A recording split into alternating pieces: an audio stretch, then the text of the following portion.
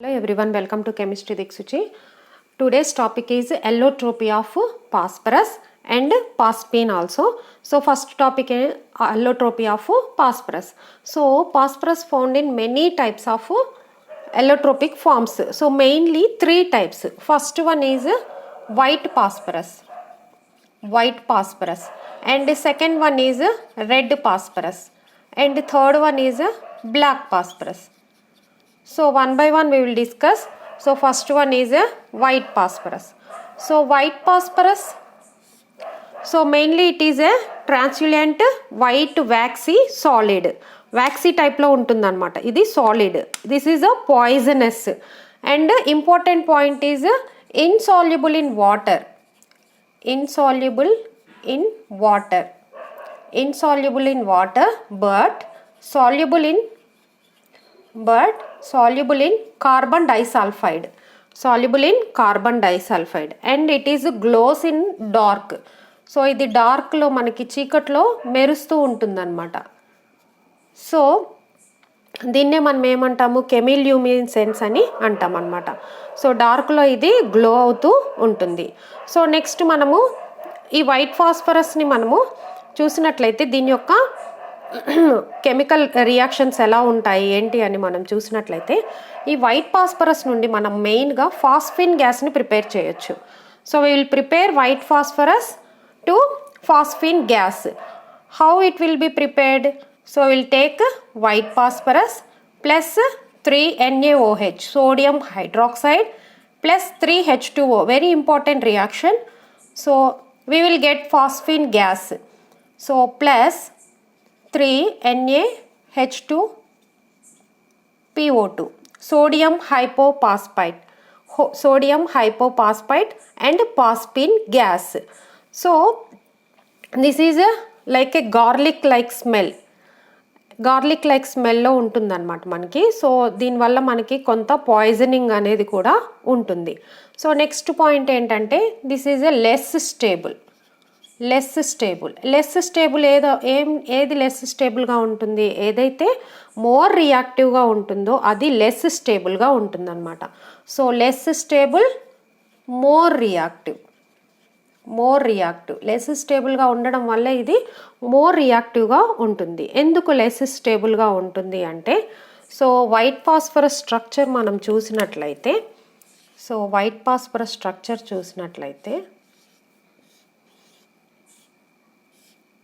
ఈ విధమైన స్ట్రక్చర్లో ఉంటుందన్నమాట white phosphorus. So here we have 60 degrees angle. So 60 degrees angle ఉండడం వల్ల యాంగిల్ స్ట్రైన్ అనేది ఎక్కువగా ఉంటుంది. సో కాబట్టి మనకి ఇక్కడ లెస్ స్టేబుల్గా ఉంటుందన్నమాట. సో ఇది readily catches fire in air ఏదన్నా మనకి ఎయిర్ అనేది ఏదన్నా తగిలిందనుకోండి, వెంటనే ఇది ఫైర్ని క్యాచ్ చేస్తుంది అనమాట. క్యాచ్ చేసి వైట్ ఫ్యూమ్స్ని ఇది వెలువడిస్తుంది. వైట్ ఫ్యూమ్స్, అదేంటి white fumes? P4O10. So P4 white phosphorus plus 5O2 303 kelvin, P4O10 white fumes వస్తాయన్నమాట, P4O10. అందుకనే దీన్ని ఏం చేస్తారంటే ఎప్పుడు కూడా వాటర్లో ఉంచుతారు. వైట్ ఫాస్ఫరస్ని ఎక్కడ మనం ప్రిజర్వ్ చేస్తాము? ఎప్పుడు కూడా వాటర్లో ప్రిజర్వ్ చేస్తూ ఉంటామన్నమాట. అందుకనే ఇది ఇంపార్టెంట్ పాయింట్ ఏంటంటే, ఎందుకు వైట్ ఫాస్ఫరస్ని మనము వాటర్లో ప్రిజర్వ్ చేస్తాము అంటే, యాక్చువల్గా మనం చెప్పుకున్నాము ఇన్సాల్యుబుల్ ఇన్ వాటర్.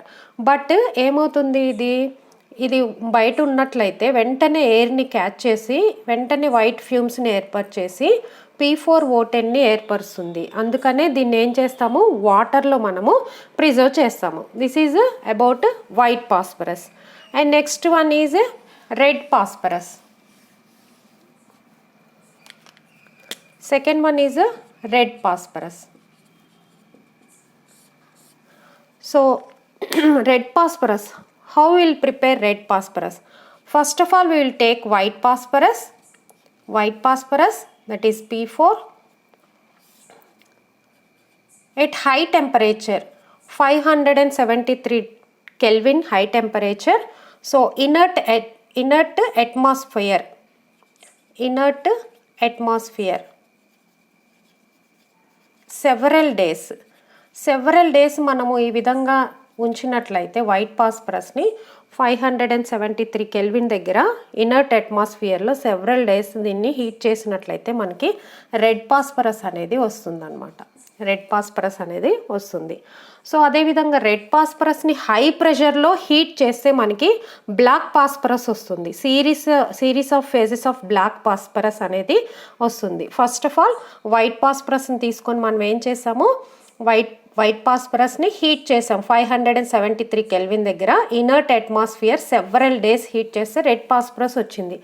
రెడ్ ఫాస్ఫరస్ని మనం కానీ హై ప్రెషర్లో హీట్ చేసామనుకోండి, అప్పుడు ఏమవుతుంది, series of phases of black phosphorus వస్తుంది.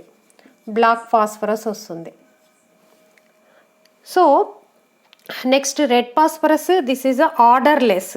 రెడ్ ఫాస్ఫరస్కి ఎటువంటి స్మెల్ అనేది ఉండదన్నమాట. And also non poisonous. So మీరు కంపేర్ చేసుకున్నట్లయితే వైట్ ఫాస్ఫరస్ ఏంటి, పాయిజనస్. రెడ్ ఫాస్ఫరస్ ఏంటి, నాన్ పాయిజనస్. అండ్ ఇంకొకటి మనం చూసినట్లయితే ఇది insoluble in water and as well as a carbon disulphide also. So compare చేయండి, వైట్ ఫాస్ఫరస్ ఏముంది, insoluble in water but soluble in carbon disulphide. But red phosphorus insoluble in water and also carbon disulphide. So next point ఏంటంటే less reactive than white phosphorus.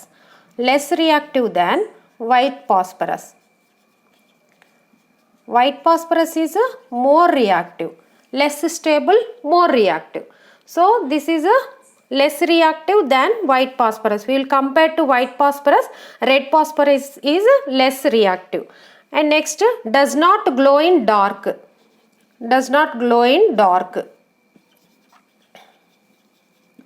So ఇది glow అవ్వదు, white phosphorus లాగా ఇది డార్క్లో glow అవ్వదు అనమాట. So structure చూసినట్లయితే మనకి it is a polymeric structure. So మనము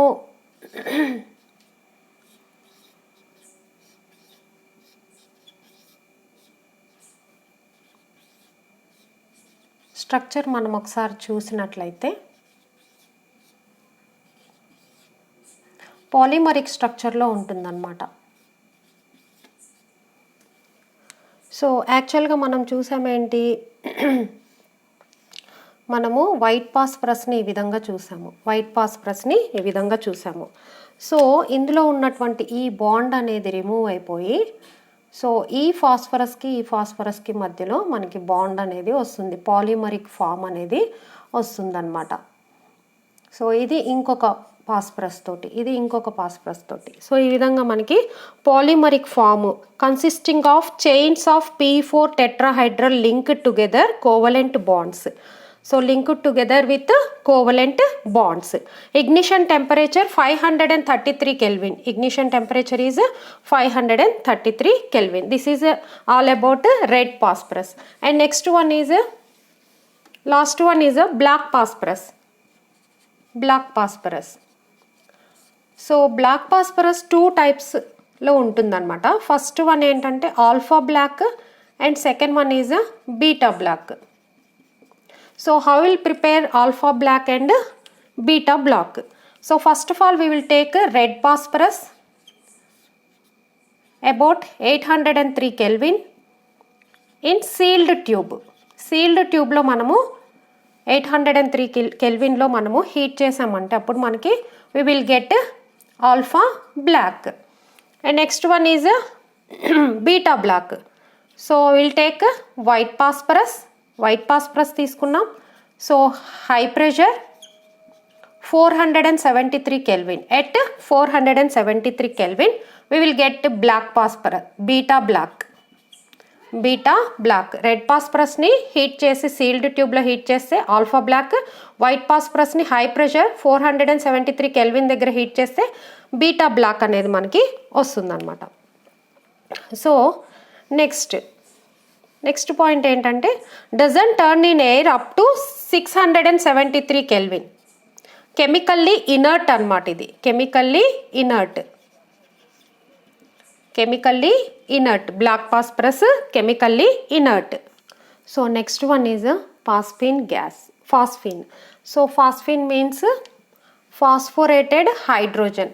సో మనం చూసాము NH3, PH3, ASH3 విధంగా గ్రూప్లో మన హైడ్రేట్స్ అన్నీ చూసాం మనం. సో దీంట్లో మనకి PH3 ఫాస్ఫిన్ గురించి మనము డిస్కస్ చేద్దాం. So how will prepare phosphine? First one is prepared by the reaction of calcium phosphide with water or diluted HCl. Calcium phosphide తోటి మనము ప్రిపేర్ చేస్తామన్నమాట.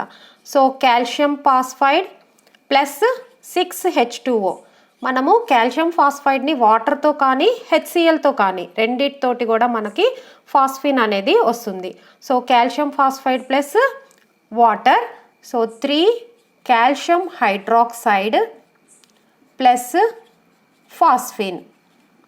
So next reaction Ca3P2 plus 6HCl, 3CaCl2 plus 2PH3. So prepared by the reaction of calcium phosphide with water and also diluted HCl, we will get phosphine. So this is the preparation and lab preparation also there. ల్యాబ్లో మనం ఎలా prepare చేస్తాము? White phosphorus P4 already మనం discuss చేసాము. So 3NaOH plus 3H2O, phosphine plus 3NaH2PO2. So ఇంతకుముందే ఈ reaction మనం discuss చేసాము వైట్ ఫాస్ఫరస్లో. సో వైట్ ఫాస్ఫరస్ తీసుకొని మనము NaOH H2O వేసినప్పుడు మనకి ఫాస్ఫిన్ అనేది వస్తుంది. సో ఈ ఫాస్ఫిన్ అనేది దీని యొక్క ప్రాపర్టీస్ మనము చూసినట్లయితే ఫాస్ఫిన్ యొక్క properties will discuss properties of phosphine. So first ఏంటంటే వెన్ ఇట్ ఈజ్ ప్యూర్ కండిషన్లో ఉందనుకోండి, ఫాస్ఫిన్ అనేది ప్యూర్ కండిషన్లో ఉంటే నాన్ ఫ్లేమబుల్ అంటే ఎటువంటి నాన్ ఇన్ఫ్లేమబుల్. సో ఎటువంటి ఇంప్యూరిటీస్ ఏమీ లేకుండా ఉన్నట్లయితే సో అది నాన్ ఇన్ఫ్లేమబుల్. బట్ ఏవైనా ఇంప్యూరిటీస్ ఉన్నాయనుకోండి అప్పుడు ఇది ఫ్లేమబుల్గా ఉంటుందన్నమాట. అంటే ఇంప్యూరిటీస్ ఏముంటాయి, అసలు ఇంప్యూరిటీస్ అనేవి ఏముంటాయి ఇందులో అంటే, మనము ఎప్పుడైతే ల్యాబ్లో ప్రిపేర్ చేస్తూ ఉంటామో అప్పుడు మనకి P2H4 బై ప్రోడక్ట్స్ లాగా లేదంటే P4 వేపర్స్ ఇవన్నీ కలవడం వల్ల ఇంప్యూరిటీస్ అనేవి దీంట్లోకి వచ్చేస్తాయి అన్నమాట. సో ఈ ఇంప్యూరిటీస్ని మనం ఏం చేయాలి? ఈ ఇంప్యూరిటీస్ని మనము తీసేయాలన్నమాట. ఎలా తీసేయాలి ఇంప్యూరిటీస్ని మనము రిమూవ్ చేయాలి అంటే, సో ఫస్ట్ మనం ఏం చేయాలంటే ఫాస్ఫిన్ తీసుకోవాలి. ఇందులో మనకి ఇంప్యూరిటీస్ అన్నీ ఉన్నాయనుకోండి, ఫాస్ఫిన్ తీసుకొని first HI will add HI. So PH4I, so PH4I form అవుతుంది. So next PH4I plus KOH, so KI plus H2O plus PH3 pure PH3. So ఇందులో ఉన్నటువంటి ఇంప్యూరిటీస్ రిమూవ్ అవుతాయి అన్నమాట. రిమూవ్ అయ్యి మనకి ప్యూర్ PH3 అనేది ఫామ్ అవుతుంది. So this is phosphine is a colorless gas and rotten fish smell and highly poisonous. rotten fish smell, so fish మార్కెట్కి వెళ్తే వస్తుంది స్మెల్, అలాంటి స్మెల్ అనేది వస్తుంది phosphine. So and also highly poisonous అనమాట ఇది. Next slightly soluble in water, slightly soluble in water. So solution of PH3 in water, so it will decompose to red phosphorus and H2. So మనం ఎప్పుడైతే వాటర్తో ఈ phosphine solution తీసుకున్నామంటే ఇది ఏమవుతుందంటే decompose అయ్యి రెడ్ ఫాస్ఫరస్ని మరియు హైడ్రోజన్ని ఇస్తుంది అనమాట. సో ఇంకా ప్రాపర్టీస్ మనం చూసినట్లయితే మనము కాపర్ సల్ఫేట్ని తీసుకుంటే కాపర్ సల్ఫేట్ ప్లస్ పాస్పిన్ని మనము దీనికి యాడ్ చేసామనుకోండి. యాడ్ చేసినప్పుడు ఏమవుతుందంటే ఈ కాపర్ యొక్క ఫాస్ఫైడ్స్ అనేవి ఏర్పడతాయి. Cu3P2 plus H2SO4, Cu3P2 plus H2SO4. ఈ కాపర్ని ఏం చేస్తామంటే మనము లైట్ దగ్గర మనం లైట్ని మనము ఇక్కడ పెట్టినట్లయితే ఏమవుతుందంటే కాపర్ అనేది బయటకు వచ్చేస్తుంది అనమాట. కాపర్ అనేది మనకి ప్రెసిపిటేట్ అయిపోతుంది. In presence of light copper అనేది బయటకు వస్తుంది. ఈ కాపర్ పాస్పైడ్ అనేది బ్లాక్ ప్రెసిపిటేట్ని ఏర్పరుస్తుంది. ఇది బ్లాక్ పీపీటీ అనమాట. ఇన్ ప్రెజెన్స్ ఆఫ్ లైట్ ఏమవుతుంది, కాపర్ మళ్ళీ మనకి పీపీటీ అనేది బయటకు వచ్చేస్తుంది. సో ఈ విధంగా మనము ఈ కాపర్ సల్ఫేట్ నుండి కాపర్ని మనము విడిగా రిమూవ్ చేయడానికి ఈ ఫాస్ఫిన్ని మనం యూజ్ చేస్తూ ఉంటాము. సో ఇంకా మనం రియాక్షన్స్ చూసినట్లయితే AgNO3 సిల్వర్ నైట్రేట్ తోటి కూడా ఇది రియాక్ట్ చేయొచ్చు అనమాట. సో AgNO3 ప్లస్ PH3 ఇక్కడ కూడా మనకి Ag యొక్క పాస్పైడ్స్ అనేవి మనకి ఏర్పడుతూ ఉంటాయి, 3HNO3. So next 3HgCl2 plus 2PH3 Hg3P2 plus 6HCl. So ఈ ఫాస్ఫిన్ అనేది మనకి అమోనియా లాగానే బిహేవ్ చేస్తుంది. అమోనియా లాగానే వీక్ బేసిక్గా బిహేవ్ చేస్తుంది. అంటే యాసిడ్స్ తోటి PH3 ప్లస్ HBr, యాసిడ్స్ తోటి PH4Brని ఇది ఏర్పరుస్తుంది. So next one uses of ఫాస్ఫిన్ని మనం ఎక్కడ యూజ్ చేస్తాము అంటే హోల్మ్స్ సిగ్నల్లో మనము ఫాస్ఫిన్ని యూజ్ చేస్తాము. హోల్మ్స్ సిగ్నల్ అంటే ఏంటి? హోల్మ్స్ సిగ్నల్ అంటే ఏంటంటే షిప్స్ ఉంటాయి కదా, వాటర్లో వెళ్తూ సముద్రాల్లో షిప్స్ ఉంటాయి కదా, ఆ షిప్స్లో ఏం చేస్తారంటే చిన్న కంటైనర్స్ ఉంటాయి. ఈ చిన్న కంటైనర్స్లో ఏం చేస్తారంటే దీనికి ఒక హోల్ ఉంటుంది, ఇక్కడ చిన్న హోల్స్ అనేవి ఉంటాయి ఈ కంటైనర్స్లో. సో ఈ కంటైనర్స్లో ఏం చేస్తారంటే mixture of calcium carbide and calcium ఫాస్ఫైడ్ని వీటిలో ఉంచుతారు. Mixture of calcium carbide and calcium phosphide. Calcium carbide and calcium phosphide. Calcium carbide అంటే CaC2, ఇది కాల్షియం ఫాస్ఫైడ్ అంటే Ca3P2. సో వీటిని మనము మిక్స్చర్ని దీంట్లో మనకి ఉంచుతారనమాట. ఇవి ఎక్కడ ఉంటాయి? మిక్స్చర్ షిప్స్లో ఉంటాయి. సో వీళ్ళు ఏం చేస్తారంటే నైట్ టైంలో వీళ్ళకి సిగ్నల్ ఇవ్వడానికి ఏం చేస్తారంటే వీటిని ఈ కంటైనర్స్ని వాటర్లోకి వదిలేస్తారు. కంటైనర్స్ని సముద్రంలో పడేస్తారనమాట. సముద్రంలో పడేయడం వల్ల వీటిలో ఇది వాటర్తో కలిసి కొన్ని రియాక్షన్స్ని ఏర్పరిచి ఎసిటలిన్ ఫాస్ఫిన్ రెండు కూడా ఇక్కడ ఫామ్ అవుతాయి అన్నమాట. ఇవి వాటర్తో కలిసి బర్న్ అవుతాయి. రెడ్ కలర్ బర్నింగ్ అనేది ఇక్కడ వస్తుందన్నమాట. సో అదేంటంటే మనం చూసినట్లయితే calcium phosphide Ca3P2 plus 6H2O, ఇక్కడ మనకి ఫాస్ఫిన్ గ్యాస్ అనేది వస్తుంది, ప్లస్ 3CaOH టేకెన్ ట్వైస్. అదేవిధంగా calcium carbide CaC2 plus 2H2O gives acetylene వస్తుంది, ఇక్కడ ఎసిటలిన్ వస్తుంది, plus CaOH taken twice. So ఈ ఎసిటలిన్ ఫాస్ఫిన్ రెండు కలిసి ఏమవుతాయంటే ఒక బర్నింగ్ అనేది వస్తుందన్నమాట. రెడ్ కలర్లో బర్న్ అవుతుందన్నమాట. అలా రావడం వల్ల వాటర్లో ఉన్న ఆ విధంగా మనకి రెడ్ కలర్లో రావడం వల్ల ఏమవుతుంది, ఆ బర్నింగ్ని చూసి పలానా షిప్ అనేది అక్కడ ఉంది అనేది సిగ్నల్ రూపంలో మనకి తెలుసుకోవడానికి ఈ హోల్మ్స్ సిగ్నల్ని మనము యూజ్ చేస్తామన్నమాట. అదేవిధంగా వీటిని స్మోక్ స్క్రీన్స్గా కూడా యూజ్ చేస్తారనమాట.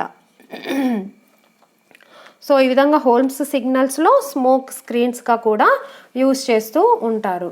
సో దీని స్ట్రక్చర్ చూసినట్లయితే ఫాస్ఫిన్ యొక్క స్ట్రక్చర్ చూసినట్లయితే మనం అమోనియా స్ట్రక్చర్ ఏ విధంగా ఉంటుందో ఫాస్ఫిన్ యొక్క స్ట్రక్చర్ కూడా అదే విధంగా ఉంటుంది.